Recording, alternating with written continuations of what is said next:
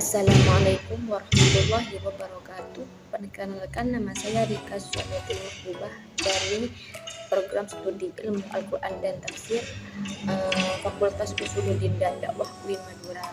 Saya di sini akan mempresentasikan materi yang berjudul pengertian Al-Quran dan fungsinya. Di slide kedua ada pengertian Al-Quran. Kita mulai dari definisinya. Secara bahasa atau etimologi, Al-Quran berasal dari kata qira'ah yang berarti membaca atau bacaan. Ini dimaknakan bahwa Al-Quran adalah teks yang harus dibaca, dikaji, dan dihayati. Sedangkan secara istilah atau terminologi, Al-Quran adalah firman Allah yang diturunkan kepada Nabi Muhammad melalui malaikat Jibril seperti itu.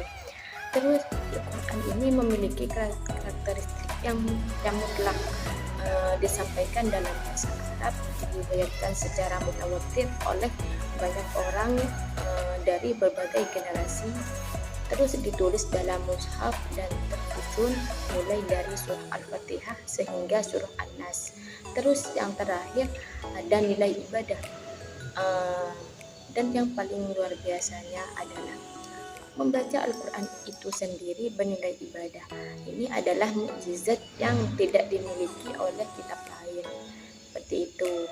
Terus lanjut ke slide selanjutnya atau slide ketiga, yaitu fungsi Al-Quran bagian 1. Kita beralih pada perannya dalam kehidupan kita. Fungsi Al-Quran itu luas dan menyeluruh. Seperti 1, sebagai petunjuk atau hudan. Al-Quran adalah pelita yang menerangi segala aspek kehidupan.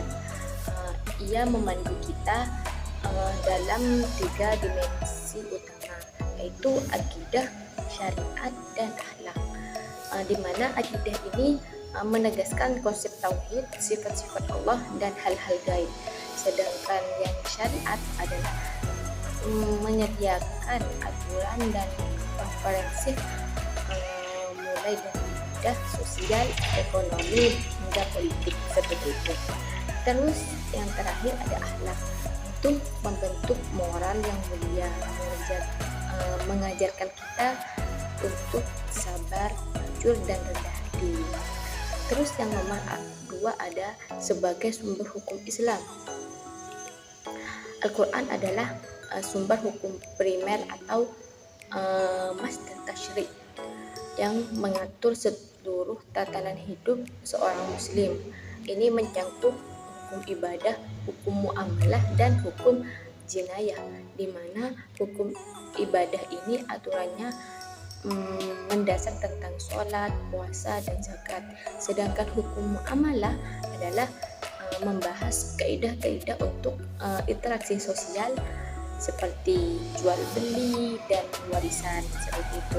Sedangkan yang terakhir ada hukum jinayah, di mana hukum jinayah ini menjelaskan ketentuan sebagai hukum pidana seperti itu. Terus lanjut ke slide yang nomor 4 selanjutnya, yaitu fungsi Al-Quran bagian 2. Selain sebagai petunjuk dan sumber hukum, Al-Quran juga memiliki fungsi lain yang tidak kalah penting, yaitu sebagai peringatan dan nasihat.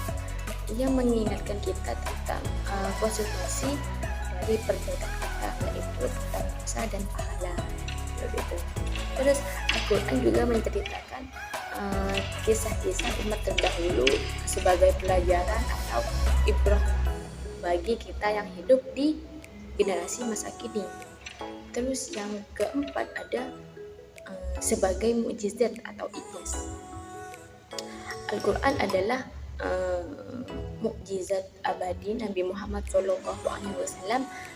Keunggulan ini terlihat dari 1, keindahan bahasa, 2, keindahan ilmiah, dan ada 2 dari keindahan bahasa. Maksudnya susunan keindahan bahasa ini susunan kata, gaya bahasa, dan kedalaman maknanya yang tidak ditandingi. Sedangkan kandungan ilmiah yaitu banyak isyarat yang terkandung di dalamnya, terbukti kebenarannya seiring berkembangnya ilmu pengetahuan. Itu. Terus yang terakhir ada fungsi lainnya, yaitu penyembuh atau asyifa. Ia memiliki kekuatan untuk menenangkan hati dan jiwa yang sedang gundah, seperti itu. Terus ada pembeda atau al-furqan. Ia adalah kriteria yang dapat membedakan antara hak, maksudnya yaitu yang benar, dan batil, yaitu yang salah. Terus lanjut ke slide terakhir. Ada. Semoga presentasi ini tidak hanya menambah wawasan, tapi juga memperkuat iman dan motivasi kita untuk terus mendalami Al-Quran. Terima kasih. Semoga presentasi saya ini bermanfaat. Wassalamualaikum warahmatullahi wabarakatuh.